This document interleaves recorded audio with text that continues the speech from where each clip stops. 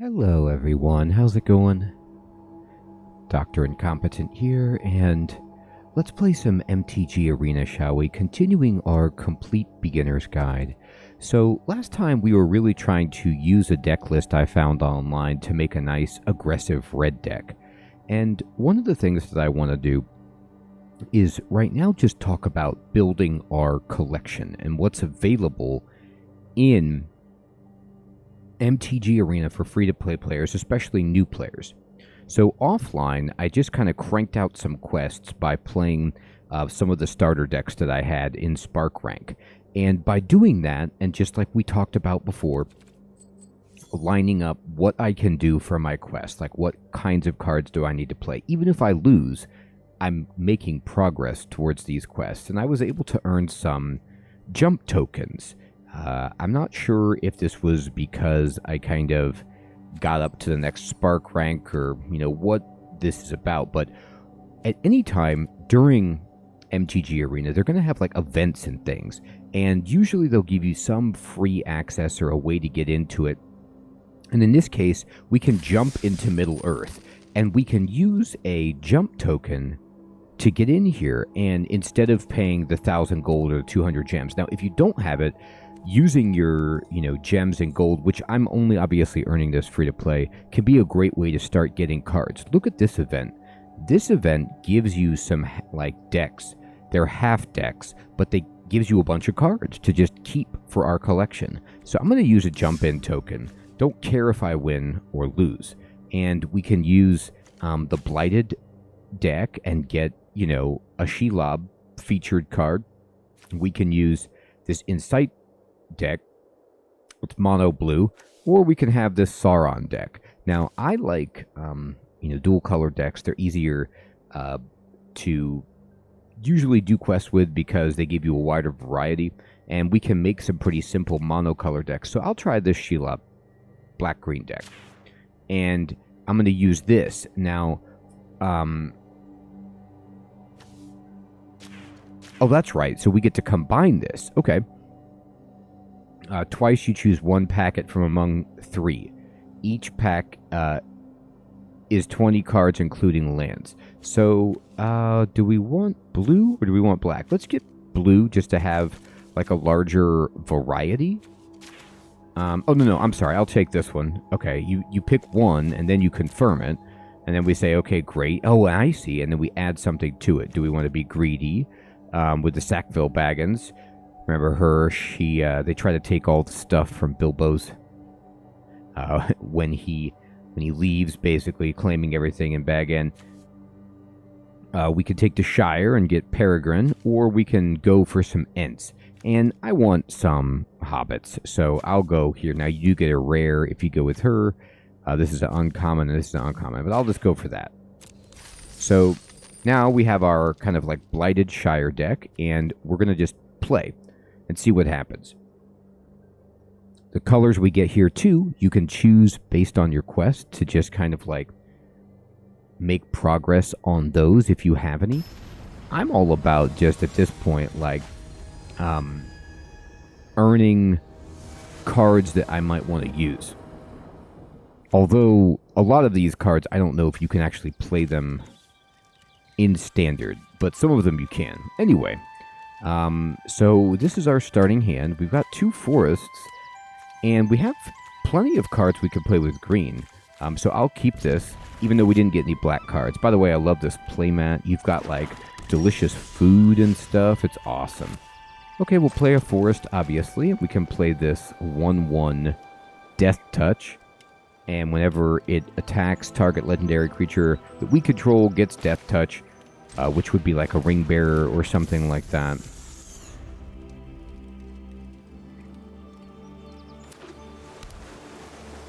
All right, they are black and blue.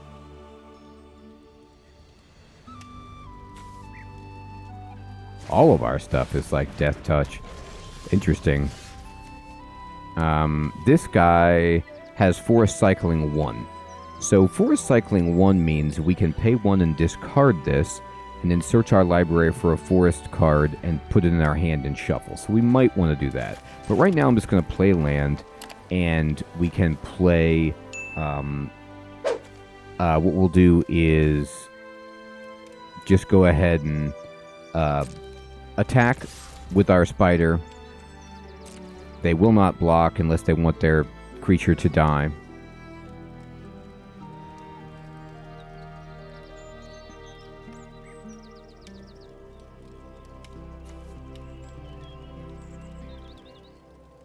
They're thinking about it. Okay. And then in main phase 2, we'll go ahead and cast this Ruins Recluse. So, just curving out nicely. Remember, curving just means like on turn 1, you have something you could play for 1 mana. On turn 2, you have something you could play for 2 mana. And generally, if you can use all of your mana in an efficient way like that, you're doing very well. The quality of your cards, of course, matters, but right here, I mean, we've got a Reach that can block a flyer, Death Touch, which is very nice. Alright, that card is scary.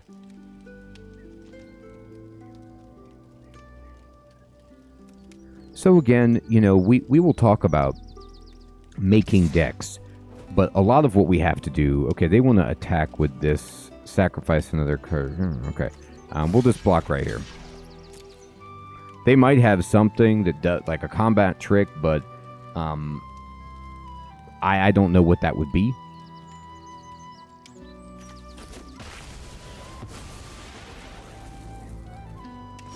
Okay.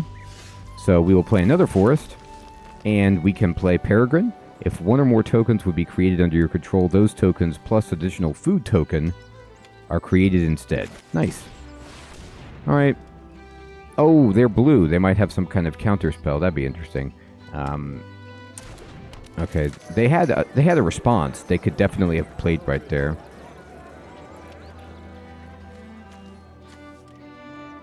They have something that they can do right now as well. Sauron's Ransom. Okay, choose an opponent. They look at the top 4 cards of your library and separate them into a face down and face up. Put one in your hand and the other in your graveyard. Okay, so I'm going to say you can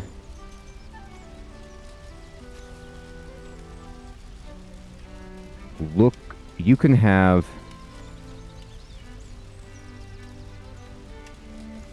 I'll show you this and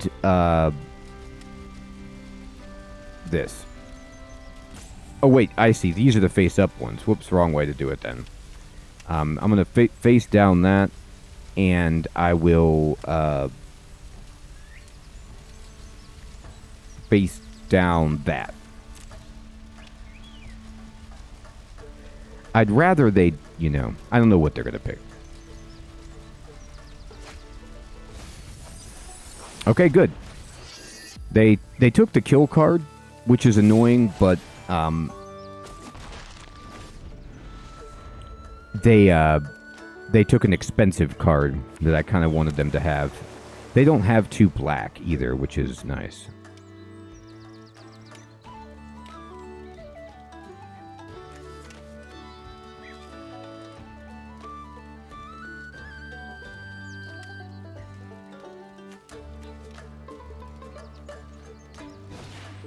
Okay.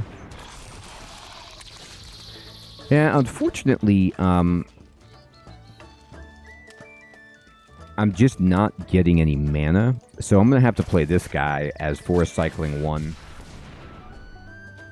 And just get a forest and, you know, play a forest. And I'll just attack with everything.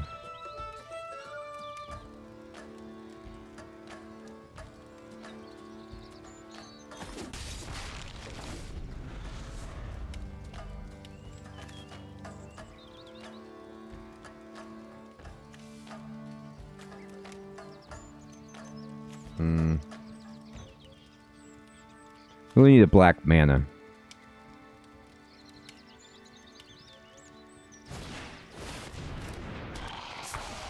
Okay. So they're going to hit me in the air and play this. Okay, great. So now we can actually play this guy. and get the ring to tempt us, which would be nice. So they're on ring level 1.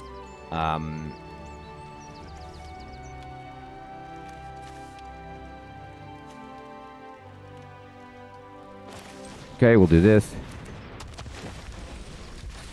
So level 1 says your ring bearer is legendary, can't be blocked by creatures with greater power.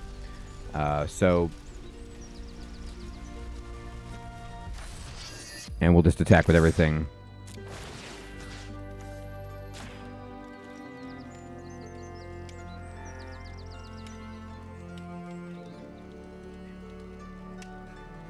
They have something that they are thinking about with 1 blue mana, apparently.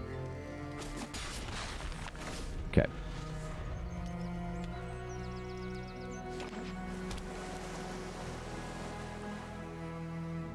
So, something to point out is that we're doing this Lord of the Rings thing, which puts this kind of like saga or badge. So he returned cards to my hand, which really isn't that bad. Because we'll get another tempt by playing this, and we'll get to level 2. We get to draw and discard, which is great. Alright, they're going to draw and discard, which is not as great.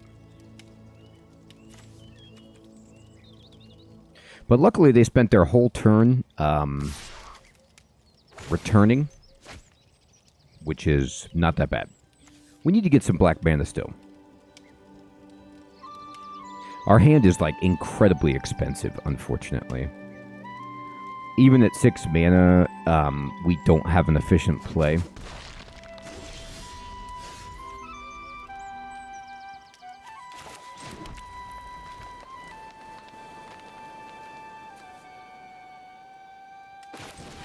So we're going to have to play this and keep the spider as the ring bearer and attack. It can't be blocked.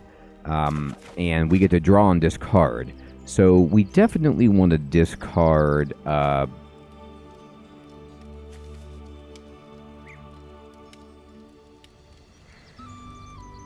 probably like something like this, because we just don't have any black mana.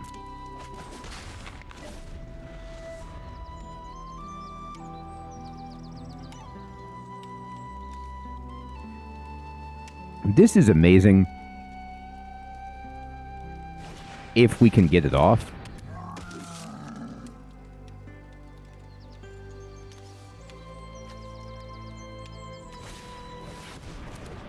They're playing a lot of stuff right now. Okay. They don't have anything large, though.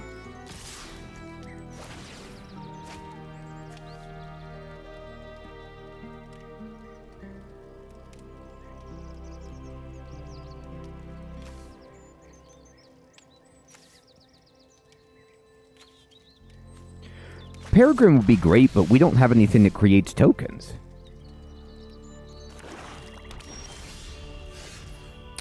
Okay. Finally, we have 6 mana, and we can play this and this, which is nice. So, we will...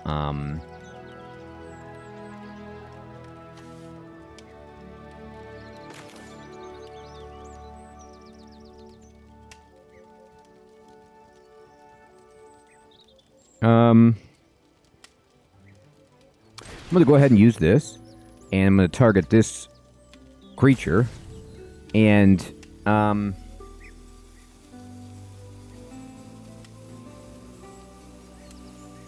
let's just kill that.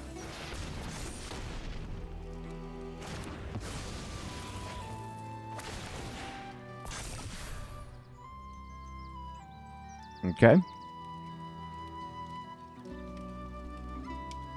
I didn't forgot about that. I was going to kill that seer, but anyway.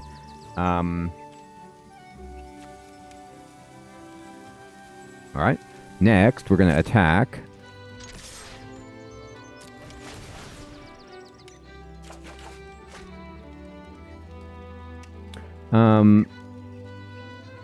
Okay, that's interesting. I'll have to, I'm going to discard this guy for now.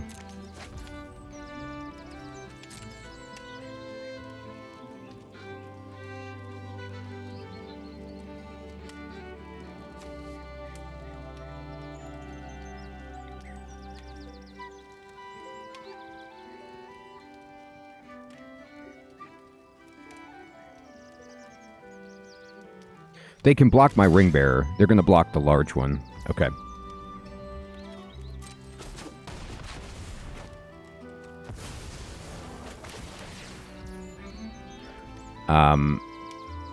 Okay. That's fine.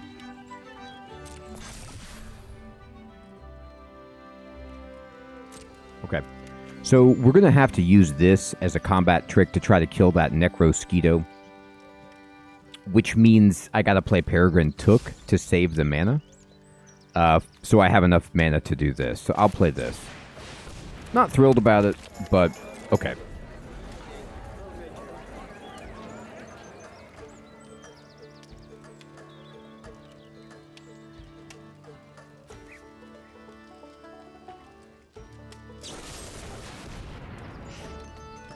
All right, so he wants to kill that, which is fine. There's nothing I can do. They have removal, we don't.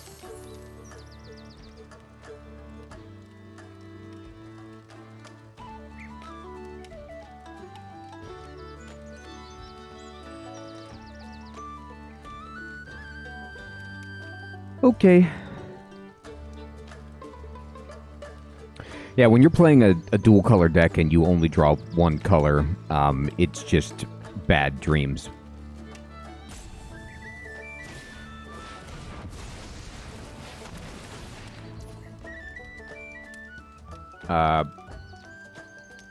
Wait a minute, how did that die?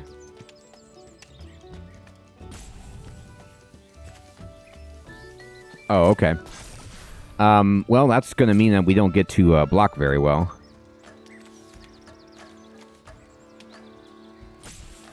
It was a good combo.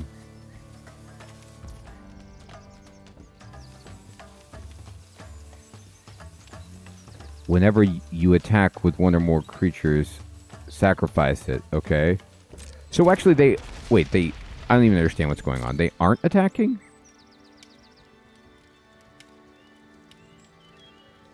Wait. What happened?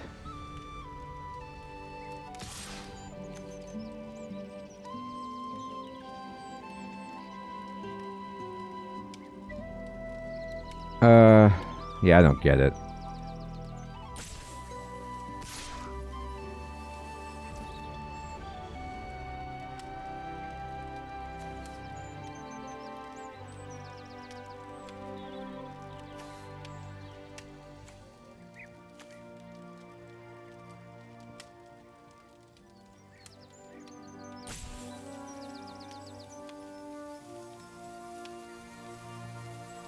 I should have killed that.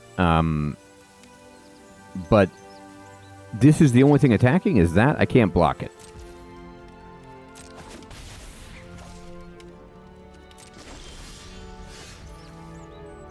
This is so shameful that it enters the battlefield tap, but what can I do? Nothing.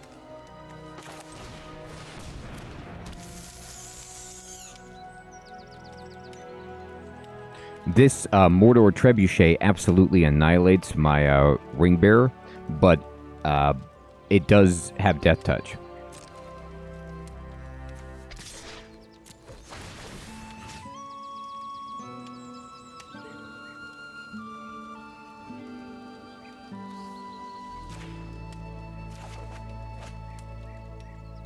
All right.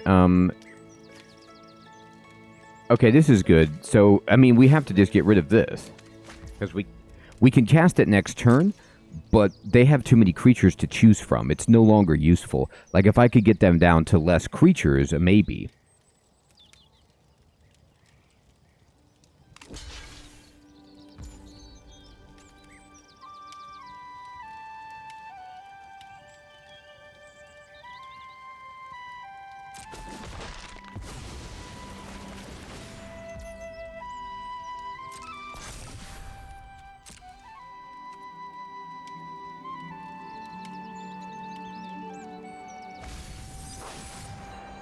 Okay.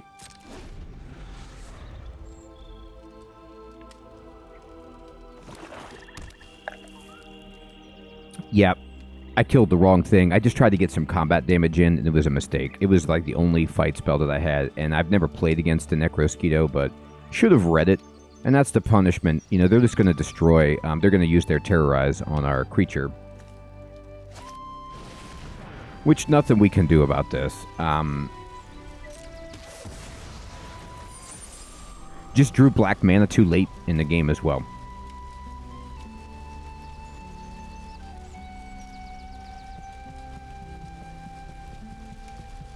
Okay, go ahead.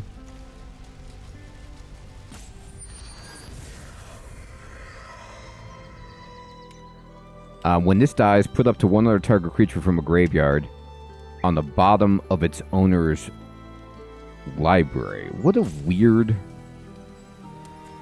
thing to want to do. My graveyard, I guess, and give me this, but I mean, it's not very useful.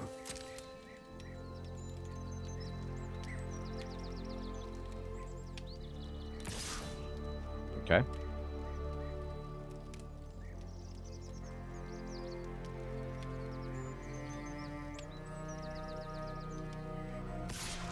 Okay.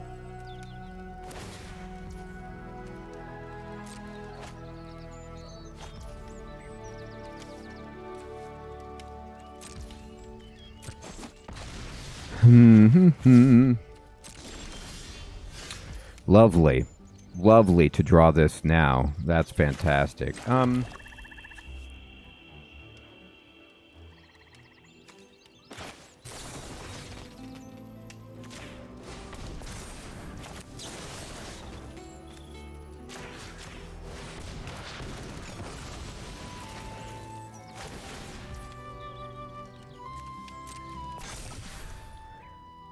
I love how her ability goes off even though she's dead. Brutal.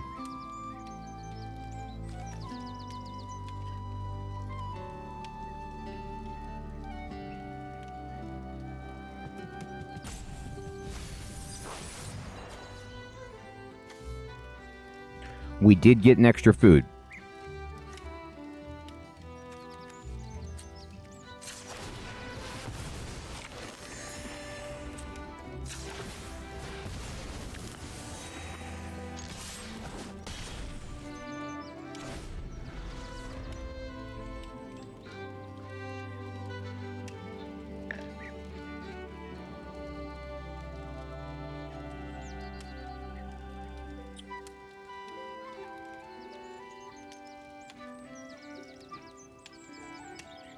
Okay. Well, that's what happens.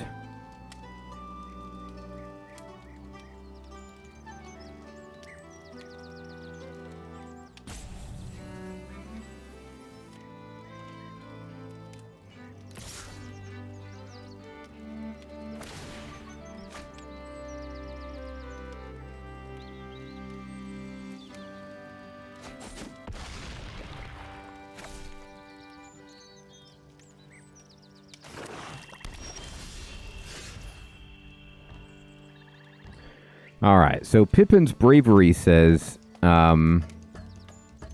we actually win. How about this? Because of this card.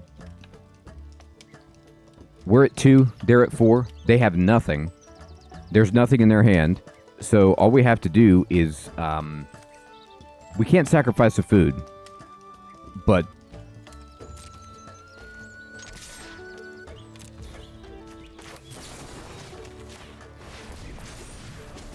bam.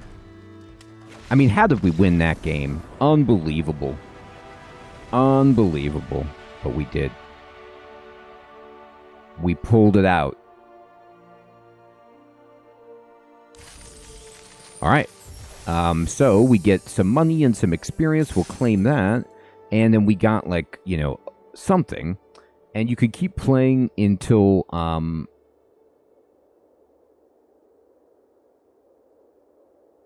the event ends. But what we can do is, what does add to decks mean?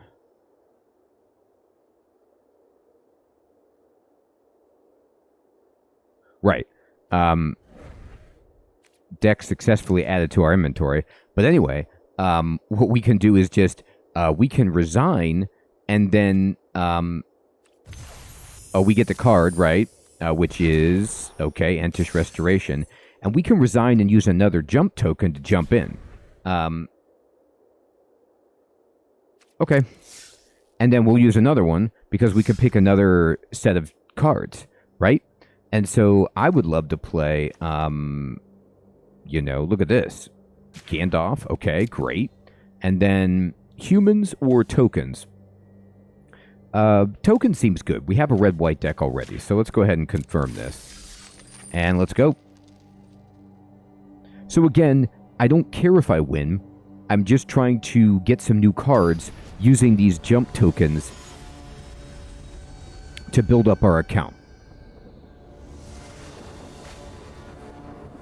All right, so we have a white, and a black, so that's 3 mana. And then, unfortunately, these cards are incredibly slow. But we do have this, which is terrible. It's like a lockdown, pacify kind of thing. This is also quite bad. The land is good, but the cards are bad.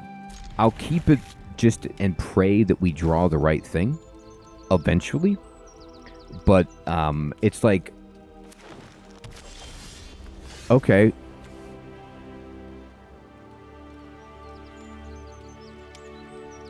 Okay, yeah, that's not bad. It does something for us eventually. It's a removal spell. This card is like non-land historic permanent. So a historic is an artifact, a legendary, and a saga. And so it's like if it's one of those things, we can get rid of it, basically. Oh, this has plane cycling as well. Yeah, we can actually use this to plane cycle if we're interested.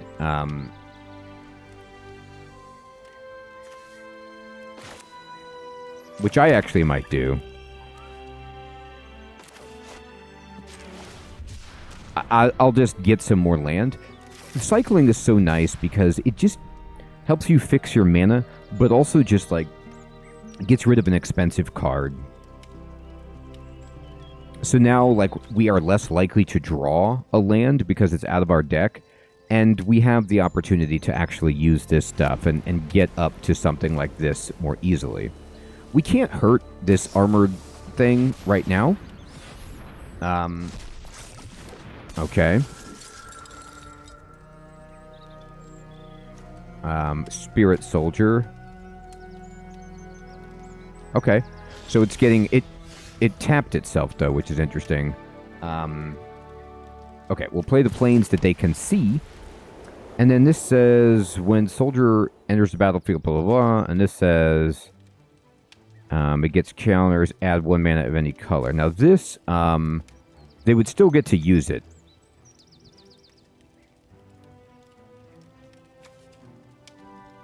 This is great. So we're just going to exile this thing. So it costs 2 less if it targets a tapped creature. So we're just going to use this to exile this creature right here. Because I don't want that thing to pump up. Oh, it was already showing me the reduced rate. I thought it was going to cost 1. That would be ridiculous. But that's okay. So we had enough to cast it because they had a tapped creature. Alright, so they've got this dude. And we take some damage. Now, what does this do? Nice. Alright, we play our land. And what do we want to play? Honestly, we could just play this. And then block. And then... Oh, it's a sorcery.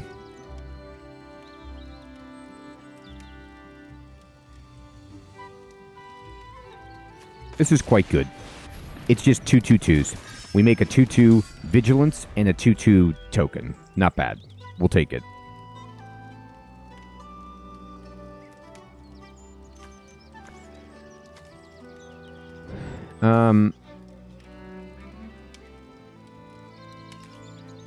The nice thing about something like this is...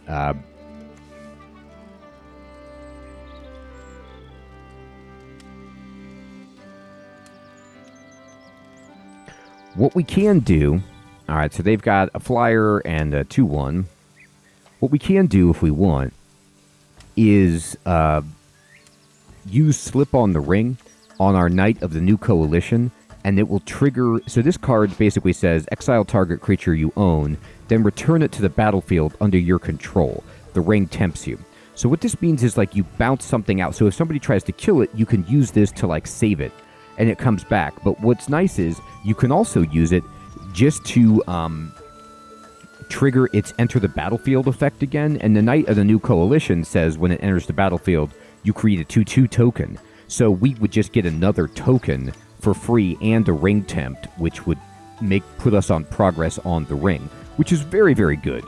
This person might be gone. Oh, no, they're back.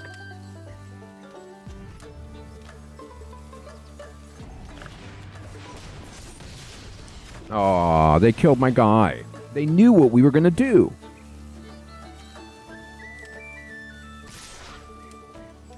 All right.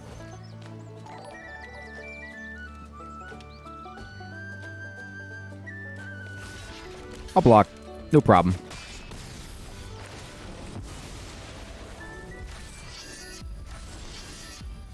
Sweet. All right. So in this case,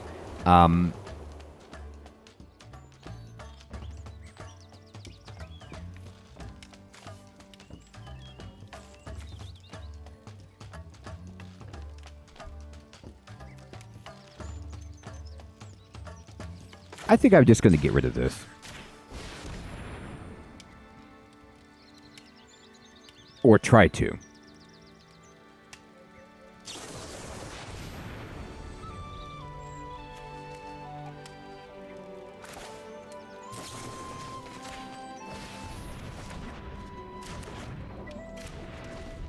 So they tried to save that card by using Reprieve, and I just put it down in their deck just to be a jerk. Okay. All right. So we ended up getting this back, which is cool.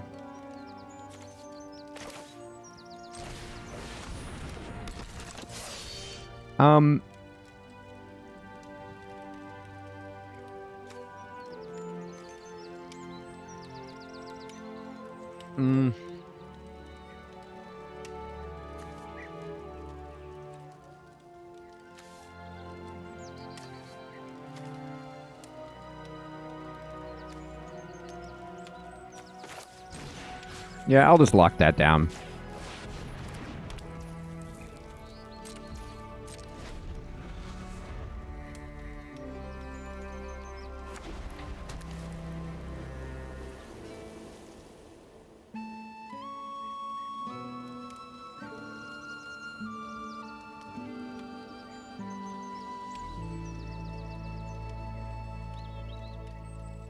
I guess they have some kind of fight spell that they're thinking about using, but they didn't.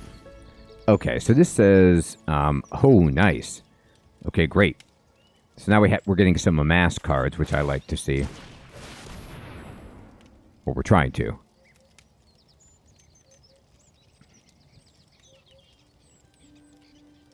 So amass is a weird mechanic. At least I don't play with it a lot. But remember, if you're learning the game, you can always right-click on your card to learn. But basically, if I right-click on this, and amass, it says you put 2+1/+1 counters on an army you control, and it becomes an orc. But if you don't control an army, you create a 0/0 black orc army, and then you put the counters on that. So it's like you get a 1/1 flyer, and you get a 2/2 right there. Now, what's amazing about this is that we can slip on the ring on this guy, and then amass again if we want, and have the ring tempt us.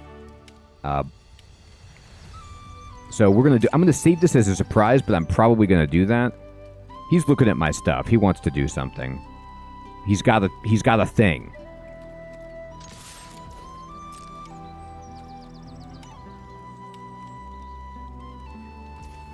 All right, or not. Uh-oh, he's gonna draw his spirit card. It's coming.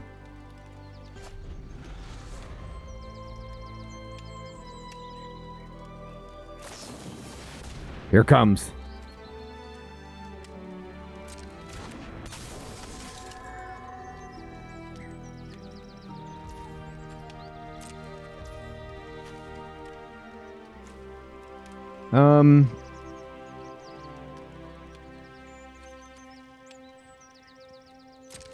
Okay.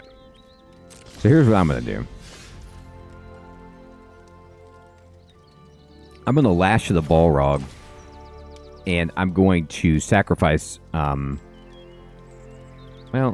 actually, I'm actually going to push Z to undo that. I have 4, 5, 6 mana. I can just play this for 5 if I play this, and then also have this in my back pocket. So I can play this for the full cost, not lose anything, and get rid of this. But I could also just play this and sack this, and it will put a +1/+1 token on this, and then I can go.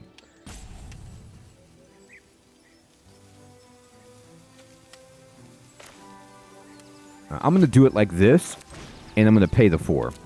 And I'm going to just get rid of this. See what they do.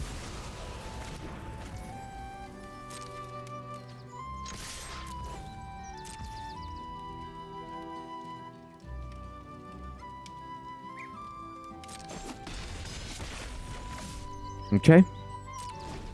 So I'm going to save. I feel like they have some kind of removal, and I keep saving Slip on the Ring. But if they don't do anything with it, I'm just going to play this right now.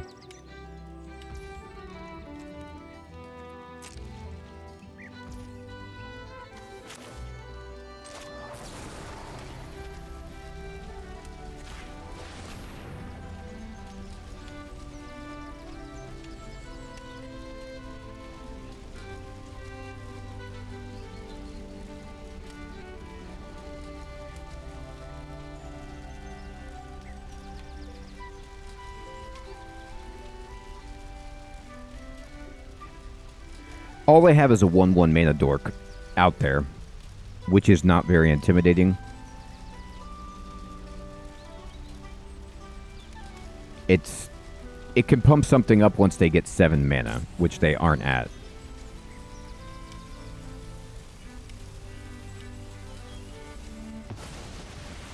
Okay, they let us do it, and we're going to choose...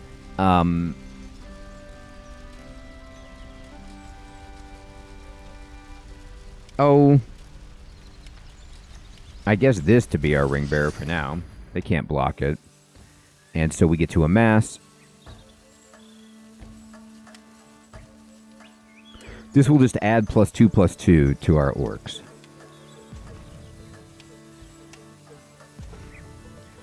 So remember over here on the left, you can always see, like, you know, what this badge does and where you are, how far you are on this progress. Okay. And now it's their turn. They used a timeout, and it's our turn. Okay, we drew a land, which is horrifying. Now they do have something that they're going to do. They might kill our bird.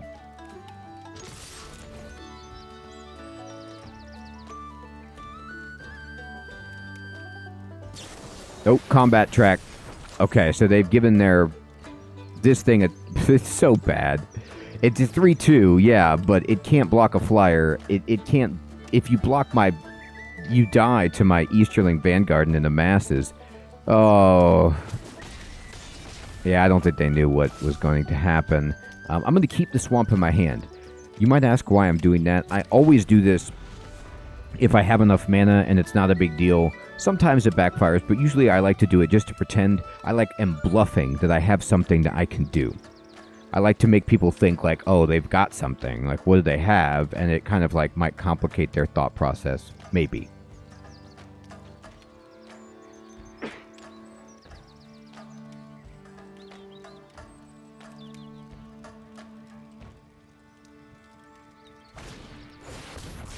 Oh, okay. Interesting. So they played, this is a very good card, and they did kill my army. And they got a bunch of food, which they can use to gain life and stuff. Okay. Nice. Look at this. So what we're going to do is I'm going to play the land so I have enough. So I'm going to attack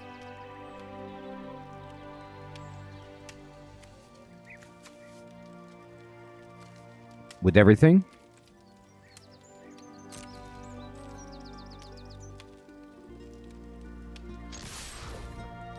Okay. They can block, you know. All right, and then now what we're going to do is we're going to do this, and we're going to sacrifice that creature because it's legendary. So we get to draw 3 cards right now. And what do we want to play?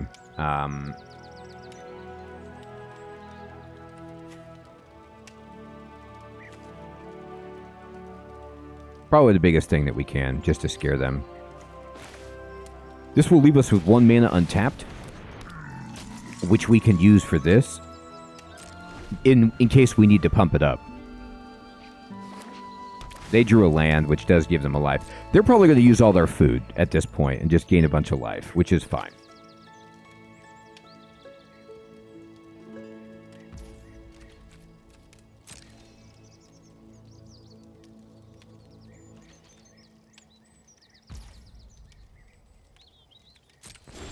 What's crazy is we have this guy, which is sacrifice another creature, draw a card, and then create a food token, right? So, I mean, we're going to use this guy's power, and we're going to sacrifice this because it amasses when it dies.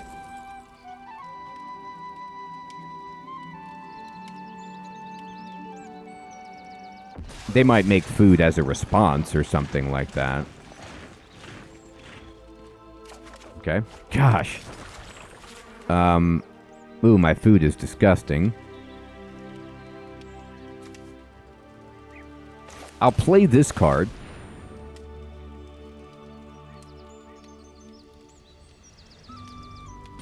Okay. Okay, now they're using food. There they go. Fine, go ahead. Use all your food. Get your life. Okay. And then, I'm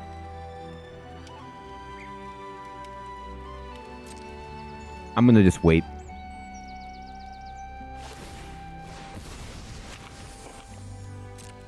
They're chowing down.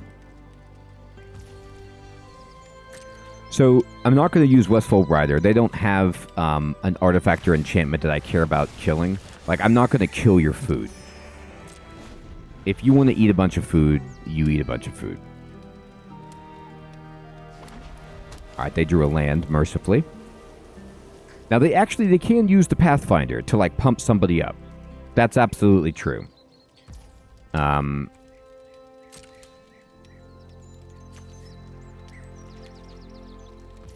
Okay, so what I'm going to do is use this. No. Do I want to? I can use this to draw a card right now.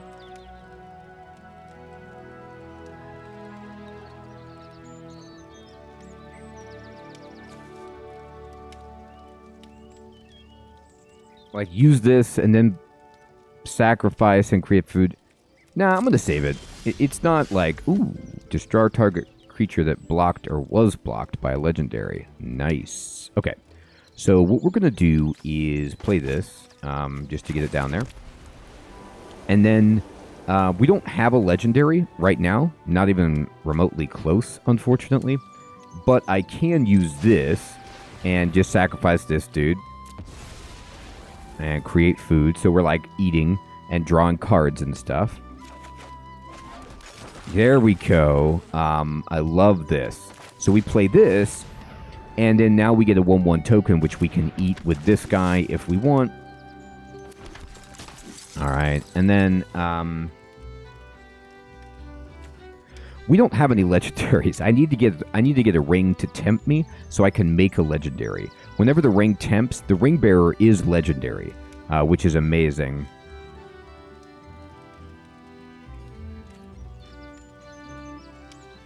Okay, so we're going to go ahead and... This says 7 creature.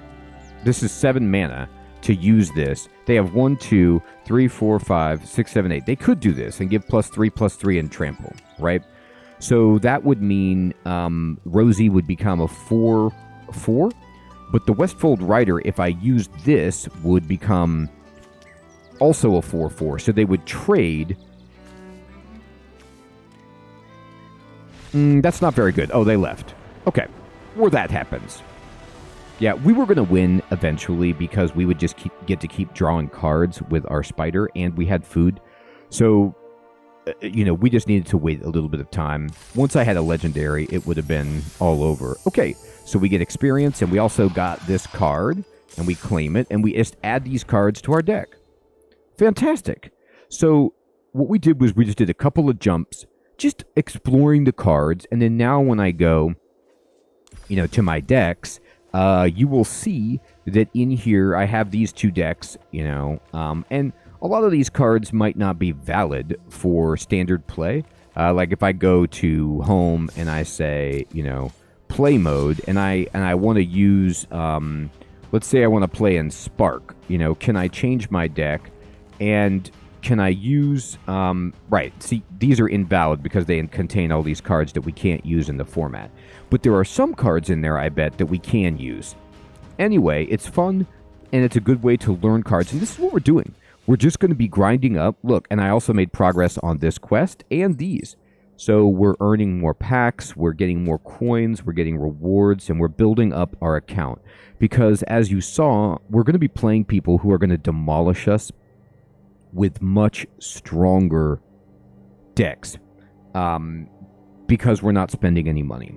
And that's just the reality. But this is a good way for us to expedite that process. All right, everybody. I hope you're still finding this series to be useful and fun as you're learning to play Magic the Gathering. If you have any questions, please post those in the comments below. Thanks for watching. Take care.